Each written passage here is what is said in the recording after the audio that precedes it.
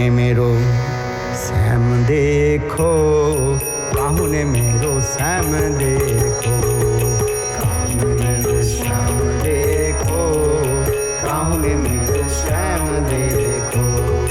बंसी बजावतो भयो, काहू ने मेरो श्याम देखो, बंसी बजावतो भयो, काहू ने मेरो श्याम देखो, काहू ने मेरो श्याम देखो।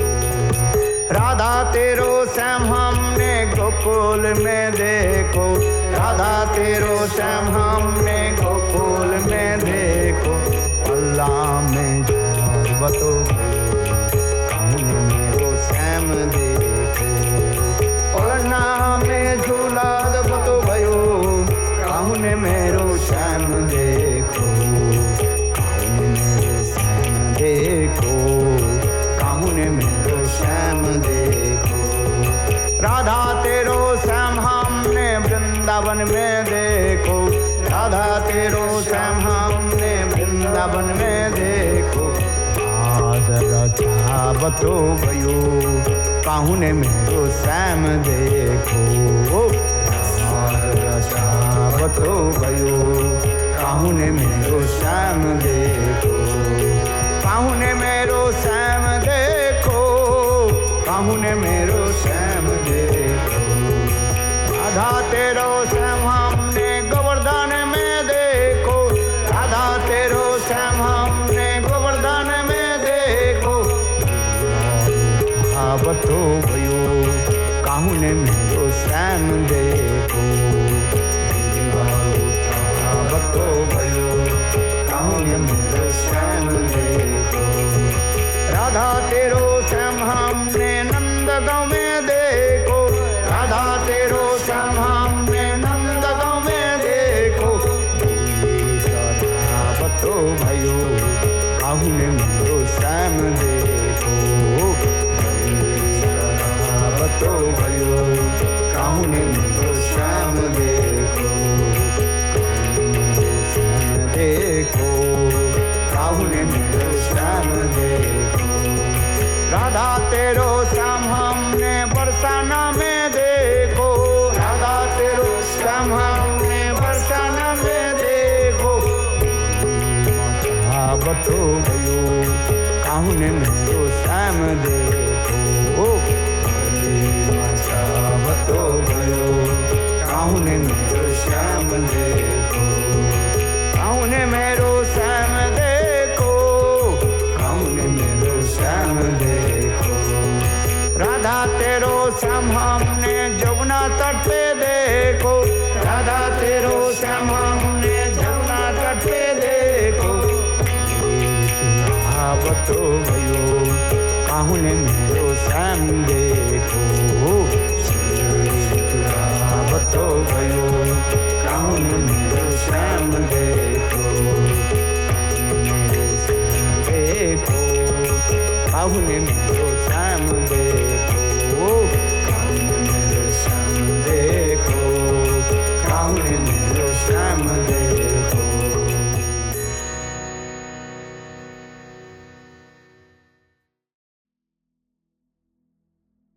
हम लोग श्री प्रेम संपुट ग्रंथ का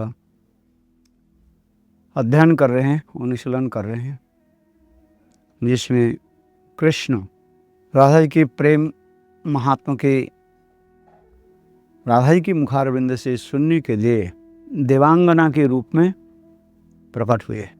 हम लोग कल श्रवण किया था ये किस प्रकार राधा जी वह देवांगना वेशधारी में कृष्ण की जो है परिप्रश्न करने लगे और अनंतर देवांगना वेशधारी कृष्ण अपने को परिचय दिया। वे कहाँ से आए हैं? स्वर्गलोक से। यहाँ तक भी उन्होंने बताया स्वर्गलोक से इसलिए आए हैं, ये कृष्ण के वेणुध्वनि के इतने मधुरता, कमनीयता, चित्त आकर्षकता में उस वेणुध्वनि की सुन करके वे आए हैं और उनसे साक्षात रूप में दर्शन करने के लिए। और विशेष करके वह बंसीवाद में, यहाँ पर कृष्ण गोपियों के साथ बंसी ध्वनि के द्वारा समस्त गोपियों की जो है एकत्रित करते हैं और गोपियाँ भी उत्कंठित होकर के कैसे कृष्ण के साथ मिलते हैं, इसलिए वे स्वयं परिचय दे रहे हैं कि मैं स्वर्गलोक से ये स्वर्गलोक त्याग करके अत्यंत उत्कंठा के साथ इस वृंदावन में बंसीवाद में मैं निवास कर रहा रही हूँ। और श्रीमती राधिका इस कथा को सुन करके बहुत प्रसन्न है। देवरूपी श्री कृष्ण की बात सुनकर श्री राधा ने परिहास युक्त मधुर वाक्य द्वारा कहा, ओह धन्य, मुझे लगता है कि स्वर्गपुरी में रहने वाली अन्य समस्त देवियों की अपेक्षा तुम भी सर्वाधिक चतुर हो, क्योंकि केवल तुमने ही अपने तीव्र उत्कंठा रूपी तलवार द्वारा छिन्न इंद्रिय होकर इस वेणुध्वनि के मूल कारण से ढूंढने की चेष्टा की है, रमणी से नहीं। अतः तुम ही सुमान हो, अर्थात तुम्हारा मन ही सुंदर है, राधा जी कह रही है। तात्पर्य यह है, ये वास्तव है, ये एकमात्र कृष्ण की दर्शन करने के लिए जिनकी मन उत्कंठित होती है वही तो धन्य है। क्या अर्थात मेरी करें, राधा जी करें, अर्थात मेरी भांति ही तुम परपुरुष श्री कृष्ण में आसक्ति हुई हो, इसलिए तुम सुमान हो। अब इस सुमन की तात्पर्य और भी व्याख्या कर रहे हैं। तात्पर्य है कि श्री कृष्ण को प्राप्त करने की उत्कंठा से यद्यपि उनका भी मन स्थिर नहीं है और वे सदैव विषय भाव से अनेक प्रकार की यंत्रणा भी भोग कर रही है, तथापि अपने उत्कंठा की निवृत्ति के लिए किसी प्रकार की चिंता नहीं कर रही है। इसलिए उनका सुमन अर्थात सुंदर मन वाली यह नाम सार्थक है, नाम व्यर्थ है। ये पहले तो कहा जो कृष्ण की दर्शन करने के लिए अत्यंत उत्कंठा होता है, जिसके मन उसके तो सुमन कर हैं। फिर दूसरी अर्थ में बता रहे हैं ये कृष्ण की दर्शन करने के लिए इसको क्या करना पड़ता है, समस्त का विषय को जो है त्याग देना पड़ता है। अपने प्रियजन की संबंध और यहाँ तक कि अपने शरीर के भी संबंध भी त्याग देना पड़ता है। खाना पीना ये भी अपने आप वो छूट जाता है। त्याग देना क्या, अपने आप वो छूट जाता है। और उत्कंठा की निवृत्ति कैसे हो उसकी भी चिंता भी नहीं करते हैं। इसलिए उनका सुमन अर्थात सुंदर मन वाली यह नाम व्यर्थ है। दूसरी ओर तुम सुमन अर्थात सुंदर उत्कंठा उत्पन्न होने के साथ ही साथ उसके निवृत्ति की लालसा से इस स्थान पर उपस्थित हुई हो, अतः वास्तव में तुम ही सुमन हो, सुमना हो। ये इतने उत्कंठा लेकर के आप यहाँ पर अर्थात स्थान पर आए, आप ही धन्य हो। और अतः वास्तव में तुम ही सुमना हो, सुमना नाम धारण करना तुम ही शोभादित है, तुम ही धन्य हो। राधा जी करे।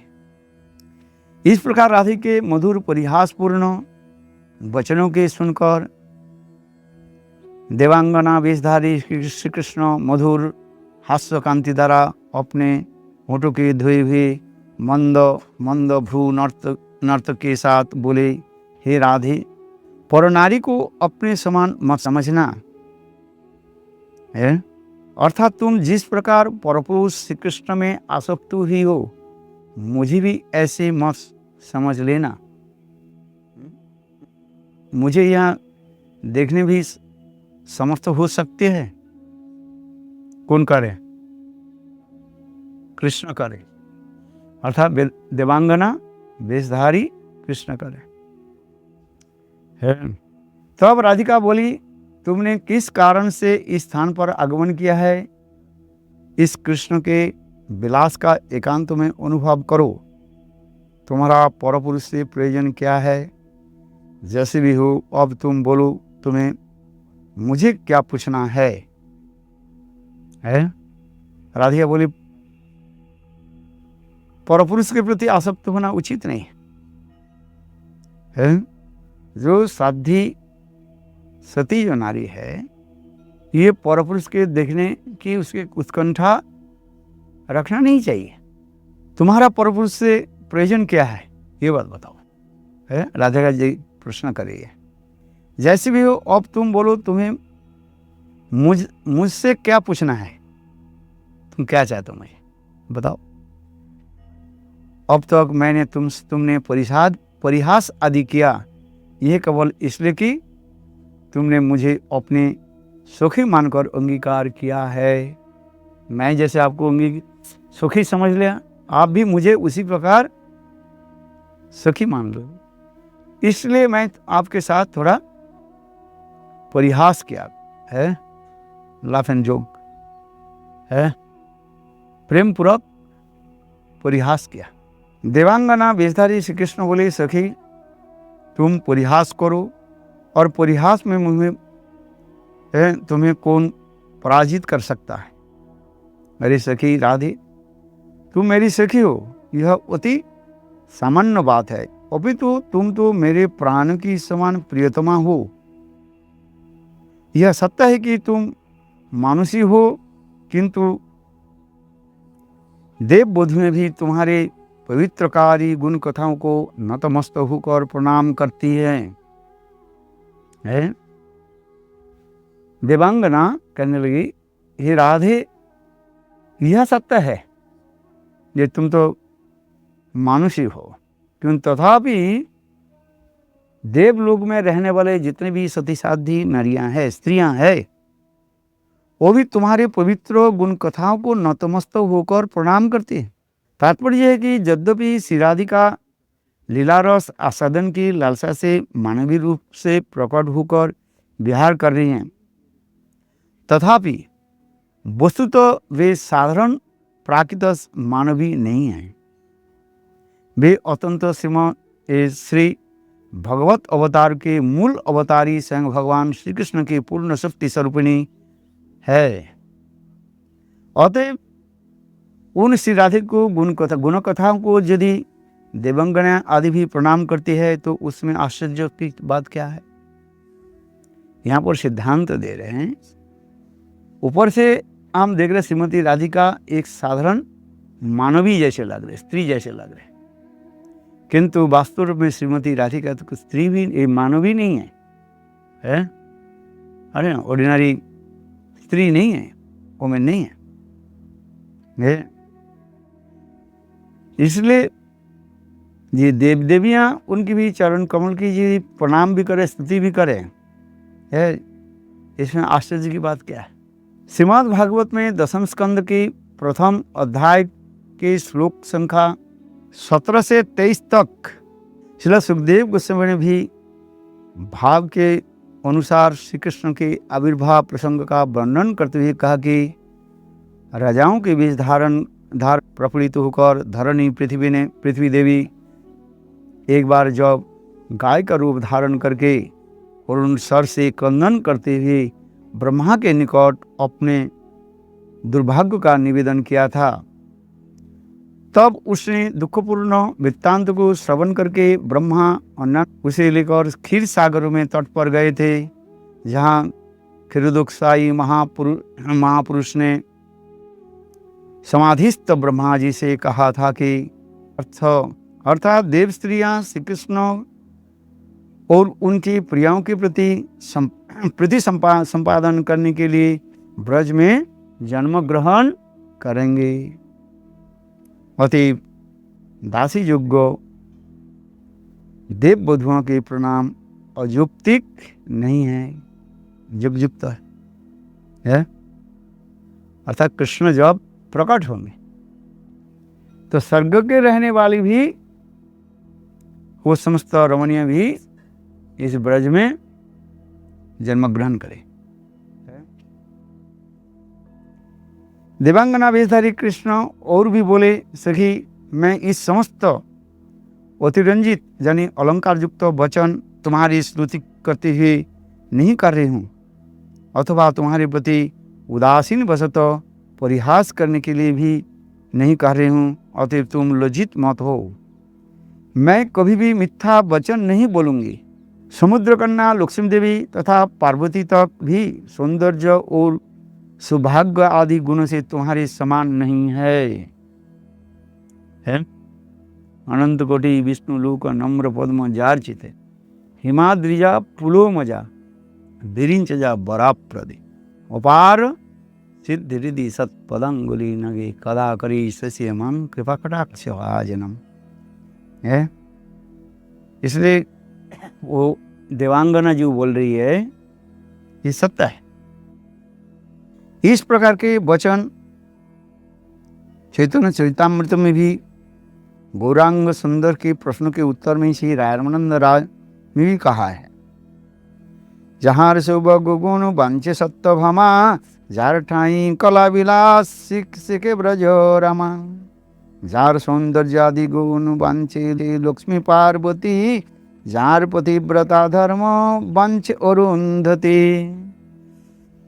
जार सदगुण गुणे कृष्ण न पाए पार पार गुण गणिबे केमन तेजी विचार। सत्यभामा आदि जनी महिषियों भी है, रुक्मिणी सत्यभामा आदि ये समस्त महिषियाँ भी है, राधा जी की सौभाग्य आदि देख करके कैसे प्रार्थना आदि करते रहते हैं। श्रीमद् भागवतम दशम स्कंद में कौन सा अध्याय 90 नहीं, जहाँ पर करना वह समस्त कृष्ण के नहीं राधा जी के कुमकुम रंजित चरण कमल में हम लोगों की जय उसी प्रकार रति हो। उसमें श्लोक है ना, वह सुंदर श्लोक याद है, ये दशम स्कंद मेरे ख्याल से जय 90 89 और 90 में होगा शायद, अंतिम के जा करके ये समस्त सत्यभामा आदि महिषियाँ जो है उन्हें ब्रजरमणियों की विशेष करके राधा जी की प्रेम महिमा वर्णन करते हुए ये कार्य, इसलिए सत्यभामा है। यहाँ तक भी लक्ष्मी पार्वती है, ये लोग भी अपने पतिव्रता धर्म को त्याग दे करके है कृष्ण के साथ मिलने के लिए ना जाने कैसे उत्कंठित होते रहते हैं। जैसे आज तक भी लक्ष्मी देवी वैकुंठ नारायण की छोड़ करके अभी तक क्या कर रहे हैं, बेलवन में कठोर तपस्या कर रही है कृष्ण के साथ मिलन के लिए। इन पराओं की इन प्यारों में दिखाया गया कि लक्ष्मी और पार्वती भी श्री राधा के सौंदर्य आदि गुणों की प्राप्ति के लिए प्रार्थना करती है। श्रील रूप गोस्वामी ने उज्ज्वल मुनि ग्रंथ में हरिप्रिया प्रकरण में भी कहा गया है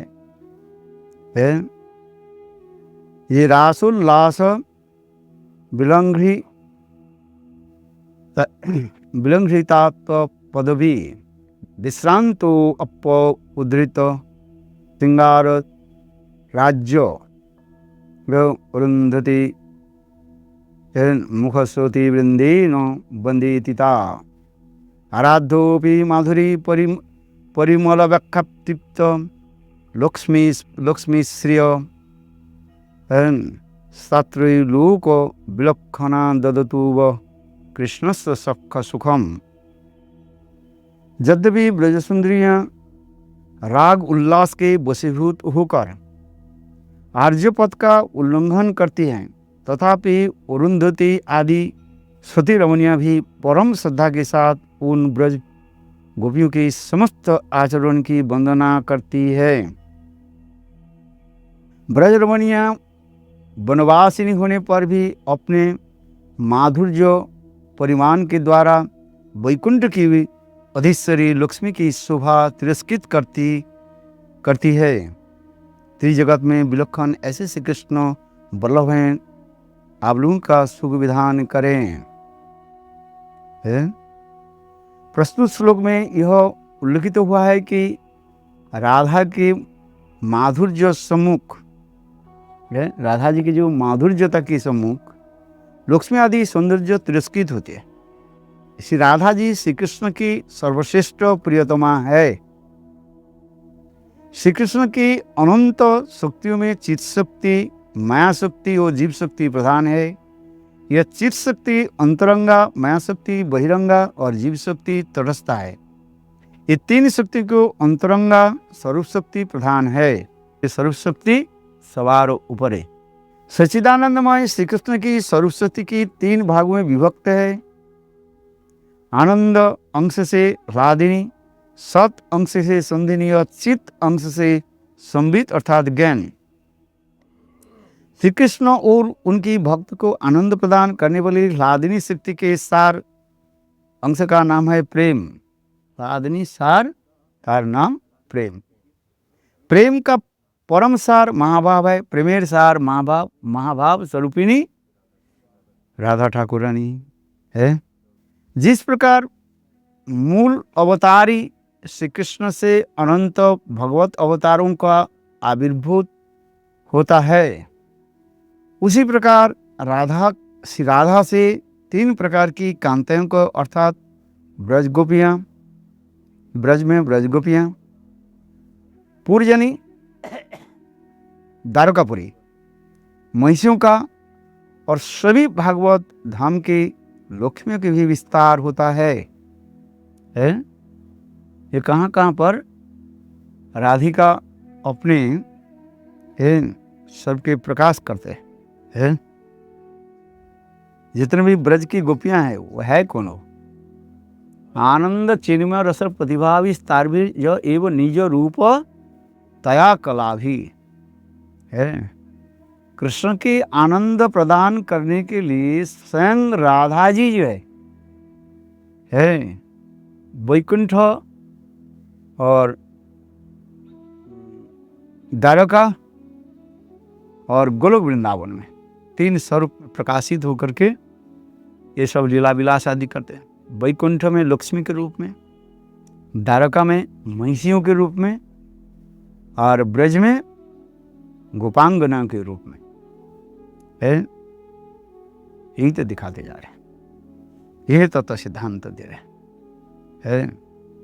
यद्यपि श्रीमती राधिका कृष्ण के समस्त प्रकार की इच्छा को पूरा कर सकती है, किंतु बहुकामता नहीं हो, उसमें प्रेम के उल्लास नहीं होगा। इसलिए दिल क्या, बहुकामता बिना नहीं रसेर उल्लास है। रस की उल्लास तब होता है अनेक कामता रहे, कोई मान करे, कोई कुछ करे, तब तो आनंद होता है कृष्ण के। कृष्ण द्वारका और लक्ष्मी क्या वैकुंठ में इतने प्रसन्न क्यों नहीं है? नहीं, ये समस्त भावना नहीं रहता। विशेष करके ब्रज में विशेष प्रसिद्ध क्या चीज है? कृष्ण के उल्लास होता है। इसलिए ब्रज गोपियां कृष्ण के परपुरुष मान करके उनके साथ प्रेम विहार आदि करते हैं। परपुरुष समझते हो? वो मेरा विवाहित पति नहीं है, इसलिए उनके साथ जो एक मान अभिमान अनेक प्रकार प्रेम की जो एक होता है उसमें उल्लास होता है। राधा आदि गोपियां तो कभी कभी कृष्ण की भी मान करते हैं, ये भी बोल देते हैं थोड़ी आप थोड़ी मेरा पति थोड़ी हो, तुम्हारे साथ हमारी क्या संबंध है? माधव माधव जाहि माधव माधव माँ बद कई तवा है। गीत गोविंद में तो जयदेव गोस्वामी पाद इसके कितने सुंदर रूप में वर्णन कर रहे हैं। माधव माधव जाए ही, हे माधव जाओ जाओ हमारे कुंज से बाहर चले जाओ। माँ वो तो कोई तब, तुम्हारी जो है ये कोई तब यानी कपट वाक्य को हमें बोलने की जरूरत नहीं है, बहुत सुन लिया। माँ वो तो कोई तो है। फिर उसकी दूसरी अर्थ लगा दिया जाए, जब क्रोध शांत हो जाती है तो राधा जी क्या कहते, माधव माधव जाही, इसके अर्थ भी सुंदर लगा देते हैं। माँ धव, माँ माने नहीं, नेगेटिव आ रहे हैं, और धव माने जो जल्दी जाना है। धावती धावती होते ना, उसे धव शब्द के लगा रहे हैं, बोले जल्दी मत जाओ आज, ये शब्द लगा देते हैं। अरे जाना तो तुम्हारे है, तुम तो हमारे पति नहीं हो, ये तो सत्य है।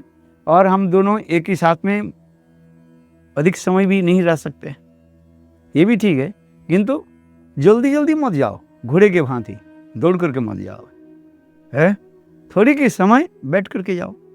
ये माधव माधव है, डबल आ गया ना, है इसलिए माधव माधव जाही, तुम्हारे कपट वाक्य के सुने ने।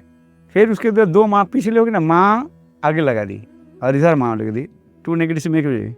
अरे तुम्हारे कोई तो नहीं है, तुम कितने सुंदर बात बोलते हो, मैं सुनना चाहते हो। संस्कृत में एक शब्द के दूसरे शब्द घुमा फिरा करके लगा दे, अर्थ अलग हो जाता है। और कई तो तुम्हारी कथा जो कितने मधुर है, कपट रहित है कथा है, वही तो मैं सुनना चाहता हूँ।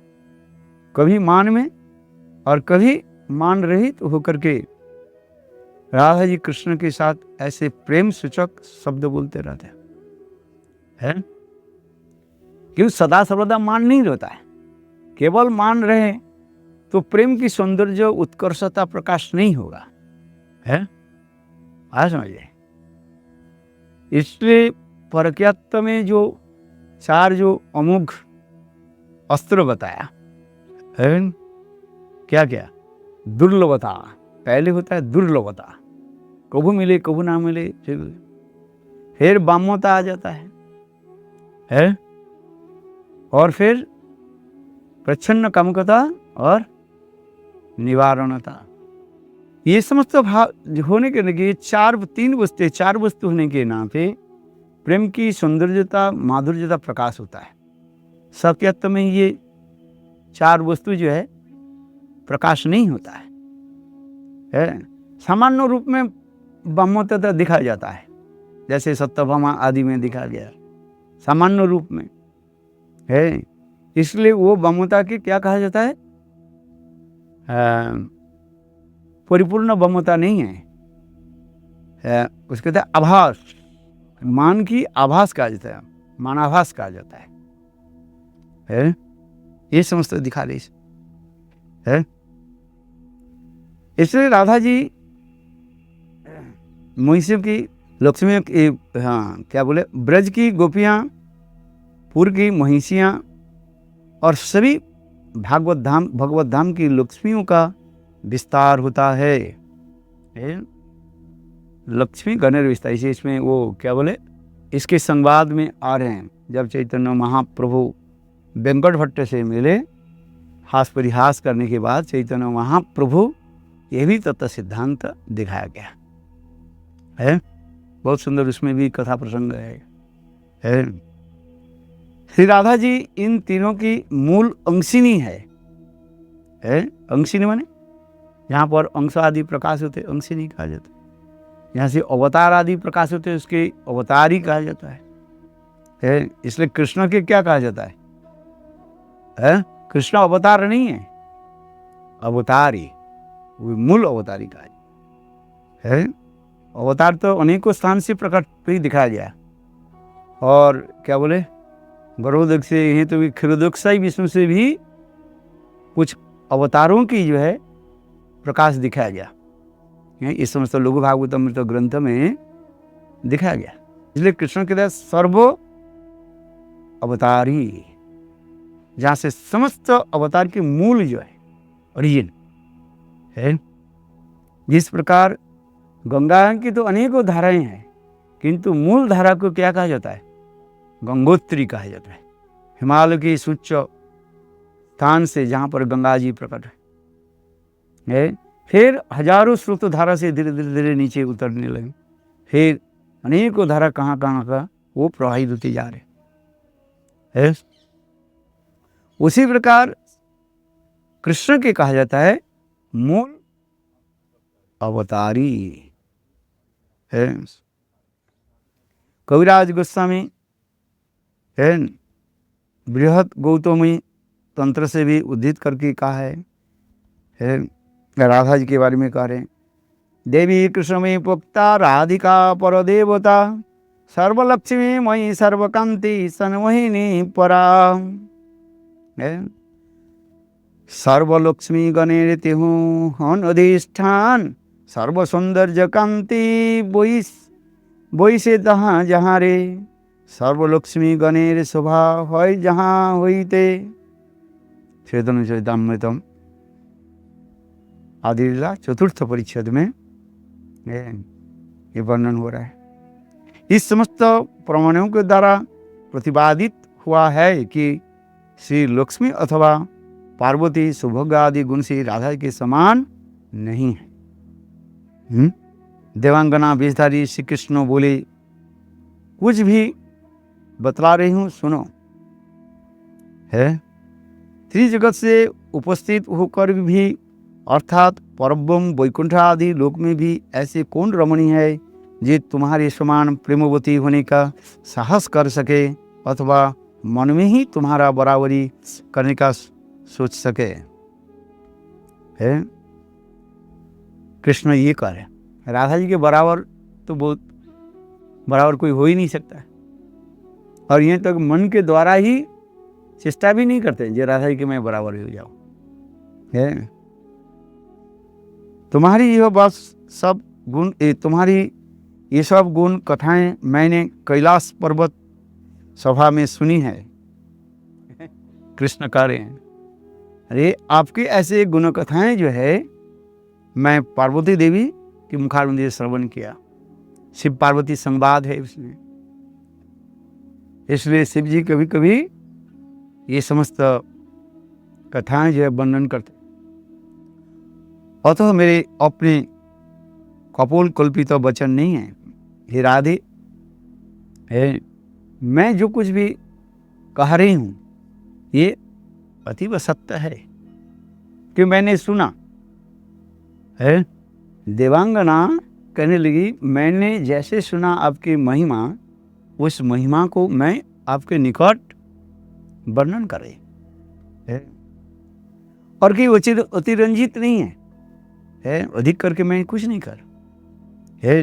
क्योंकि कभी कभी कोई व्यक्ति जो है अपने स्वार्थ सिद्धि के लिए है अतिरंजित शब्द कह करके अपने काम में निकालते है। आके समझ रहे, जैसे उदाहरण देता हूँ ना, एक कौवा एक मांस के टुकड़ा उसको मिल गया और उसको देख करके एक क्या बोलते हैं जो सियार है वो लड़ाई पर उसको कैसे लिया जाए, और कौवा पेड़ के ऊपर डाल पर बैठे हैं बहुत ऊंचे, तो सियार ने क्या कि वो कौवे के रूप वर्णन करने लगे, और वर्णन करते करते इतने अतिरंजित वर्णन करने लगे कौवे के, बहुत सुना दे। कौवा अपने प्रशंसा आत्म प्रशंसा सुन करके है बहुत प्रसन्न थे।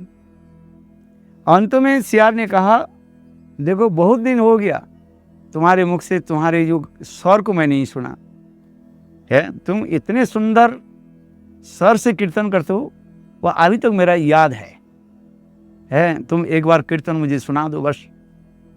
अपने आत्म प्रशंसा सुन करके कौवे ने क्या कि मुंह खोल दिया है, का करने लगे और मांस के टुकड़े नीचे गिर गया, और वो बोले बोलो बोलो भाई और भी बोलो और वो सियार ने क्या कि मांस के टुकड़ा लेकर के भाग गए, और कौवे बोलते रहे का करते रहे।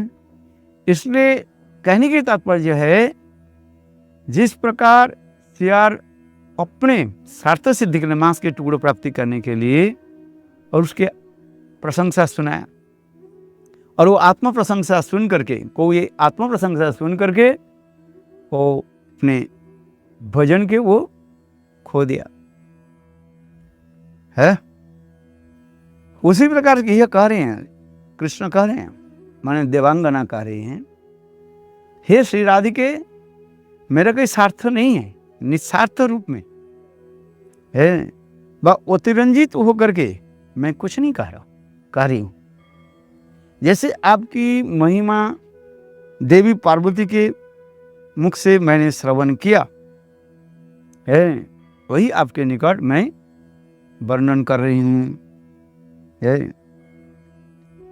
तुम्हारे गुणों का वर्णन सुनकर तुम्हारा साक्षात दर्शन करने के लिए मेरे मन में अत्यधिक अभिलाषा थी, और तुम्हारा दर्शन पाकर सचमुच मेरी यह अभिलाषा तो पूर्ण हो गई है। किंतु ऐसा होने पर भी मेरे अंतःकरण में जो अत्यधिक संताप प्रज्वलित हुआ है, वह ताप मेरी अंतर आत्मा के अत्यंत कठोर होने के कारण इस समय भी उसे टुकड़े टुकड़े नहीं कर पा रहा है। ये वास्तव जो मेरे मन में इतने कठोर उत्कंठा जो थी है, अत्यंत जो उत्कंठा की, ये आपके एक बार दर्शन हो गया। राधा जी की दर्शन वास्तव ये सत्य है, स्वर्ग में रहने वाली स्त्रियों के लिए तो संभव ही नहीं है, किंतु तथापि मेरे हृदय में इतने उत्कंठा और अभिलाषा होने के नाते है मैं यहाँ पर आई हूँ, और मेरे हृदय में इतने अत्यधिक संताप प्रज्वलित हुआ है, वह ताप मेरी अंतरात्मा को अत्यंत कठोर होने के कारण उस समय भी उसके टुकड़े कर नहीं पा रहे है। देवांगना इतने कह रही है। इस प्रकार देवांगना के वेशधारी श्री कृष्ण की असहनीय वेदना भरी बातों के सुनकर प्रेमवती श्री राधिका बोली, सखी तुम्हारी असीम तीव्र वेदना का कारण क्या है, उसे शीघ्र ही मुझे बतलाओ है, उसके हमें बताओ। ये आपके हृदय में इतने वेदना कष्ट के कारण क्या है वो भी बताइए।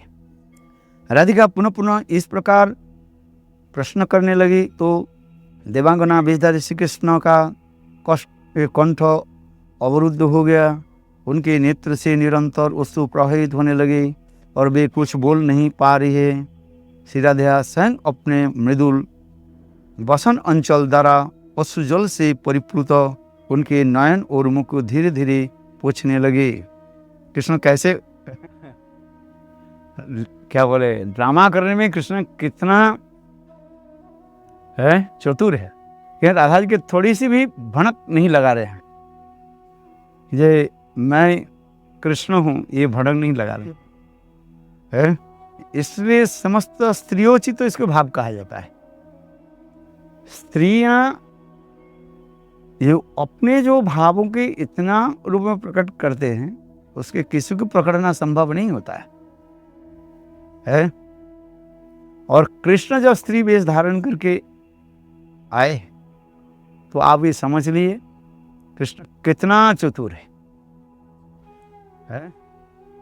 आज इसलिए कृष्ण ऐसे सुंदर इसलिए ऊपर से दिखा रहे है, मेरा हृदय द्रवीभूत हो रहा है, आंखों से आंसू, जैसे ड्रामा में नाटक में जो ड्रामा करने वाले होते हैं वो ऐसे करते हैं, किसी को भनक नहीं लगते है। जिससे हमारे भक्ति विज्ञान भारती महाराज कह रहे थे, ये 50-60 साल पहले जो है स्त्रियां जो है ड्रामा नहीं करती है। विशेष करके ग्राम अंचल में जो है स्त्रियां ये सब नाटक फाटक में नहीं जाती है। तो इसलिए उस ग्रामांचल में रूरल एरिया ग्रामांचल जो लोग नाटक करना है, स्त्रियों की जो रोल कौन करेगा, वही पुरुष जो है स्त्रियों की जो वेश धारण करके करते रहते, क्योंकि कहीं भी करे तथापि कहीं न कुछ उनके जो है पकड़ लेते हैं लोग है, ये स्त्री नहीं ये पुरुष है। उनके चलना बोलना हंसना भी पकड़ आ जाता है। किंतु कृष्ण जब स्त्री वेश धारण करके ये जो लीला आदि कर रहे हैं, स्वयं राधा जी पकड़ नहीं पा रहे है। इसलिए राधा जी स्वयं अपने मृदुल बसल अंचल के द्वारा और उनके आंखों की आंसू की जो है पूछने लगे और धीरे धीरे सांत्वना दे रहे। कृष्ण ऐसे दिखा रहे हैं कितने हृदय में वेदना कष्ट अनुभव कर रहे हैं। यहाँ पर टीकाकार भी कहते हैं, यहाँ श्री कृष्ण के आंतरिक गंभीर दुख का अभिनय निस्संदेह उसी सत्य के रूप में प्रतिपन्न स्थापित करने में अभिप्राय से था। तब देवांगना वेशधारी श्री कृष्ण क्षण भर तक भी भाव रहने के पश्चात धैर्य धारण कर राधा जी से बोली, अरे मुग्धे, श्री कृष्ण अत्यंत कामुक है और लंपट भी है। ऐसे कामुक से तुम्हारा प्रेम किस प्रकार हुआ है? देवांगना बोल रहे हैं। अभी पहले सबसे याद रखना है कौन किसको बोल रहे हैं। Who says to whom? कौन किसको बोल रहे हैं, इसको याद रखना पड़ेगा। यह श्री कृष्ण जनी देवांगना जो है ऐसे शब्द बोल रहे हैं। इसलिए तो राधा जी आगे जाकर के कहेगी देखो क्या होता है। किंतु कृष्ण के लिए ऐसे शब्द करना राधा जी के लिए सहन करना संभव नहीं है, क्योंकि पता तथापि राधा जी कैसे स्थिर रखा। कृष्ण के प्रति कोई सामान्य रूप में यदि ऐसे अपशब्द कहे राधा जी सहन नहीं सकते। स्वयं कहे दूसरी बात है, जैसे माँ अपने बेटा के कहते हैं तो चोर है, दुष्ट है, छल है, किंतु दूसरे व्यक्ति को ही अपने उनकी बेटा की कहे माँ सहन करने वाले, यह स्नेह ममता की है कि नहीं है। किंतु ये देवांगना जो है अर्थात कृष्ण वेशधारी कृष्ण के लिए क्या करे, ये ऐसे कामुक से तुम्हारा प्रेम किस प्रकार हुआ? जगत में तुम्हारे इस प्रेम की कोई तुलना नहीं है, तुम्हारे प्रति निरुपाधिक है। तुम्हारी जो प्रेम जो है वह प्रीति जो है निरुपाधिक उपाधि रहित, अर्थात इसका कोई हेतु नहीं है जिसके द्वारा वह नष्ट हो सके। इसका भाई कोई वेग इतना प्रबल है कि किसी कारण से वह रोक नहीं जा सकता है। प्रेम की तो यही परिभाषा है। ध्वंस के कारण उपस्थित होने पर भी जो ध्वंसीभूत नहीं होकर के और भी क्या होता है, उत्तर उत्तर बड़ी वृद्धि होता है, उसकी तो प्रेम के कहा जाता है। ध्वंसत्य कारण ओपी है, कारण उपस्थित इस संसार में कारण उपस्थित होने पर प्रेम नष्ट हो जाता है। किंतु चित्त जो अपराकित जो प्रेम के यही दर्शन दिखा रहे हैं, कारण उपस्थित होने पर भी वो प्रेम ध्वंसीभूत नहीं होकर के और क्या होगा, बढ़ते जाए, उल्टा हो जाए। इसलिए किसी कारण से रोका नहीं जा सकता है, किंतु वह लोग जानबूझकर अयोग्य स्थान पर विश्वास स्थापन करते हैं, फिर अपने को तथा आत्मीय स्वजन को केवल दुख ही देते हैं। आइए तभी वंशावृतिर्भा सिंधु पतितानां पावनेभ्यो वैष्णवेभ्यो नमः है। कल 40 नंबर श्लोक से शुरू करेंगे। काहू ने मेरो श्याम देखो, काहू ने मेरो श्याम देखो, काहू ने मेरो श्याम देखो, काहू ने मेरो श्याम देखो। बंसी बजावतो भयो, काहू ने मेरो श्याम देखो, बंसी बजावतो भयो, काहू ने मेरो श्याम देखो, काहू ने मेरो श्याम देखो। राधा तेरो श्याम हमने गोकुल में देखो, राधा तेरो श्याम हमने गोकुल में देखो। अल्लाह में बतो काहू ने मेरो श्याम देखो, पलना में झूला बतो भयो, काहू ने मेरो श्याम देखो, काहू ने मेरो श्याम देखो।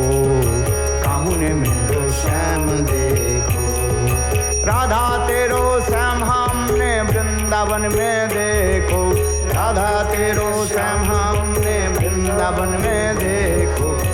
आज रचावतो भयो काहुने मेरो श्याम देखो, आज रचावतो भयो काहुने मेरो श्याम देखो, काहुने मेरो श्याम देखो, काहुने मेरो श्याम देखो। राधा तेरो श्याम हमने गोवर्धन में देखो, राधा तेरो श्याम हमने गोवर्धन में देखो।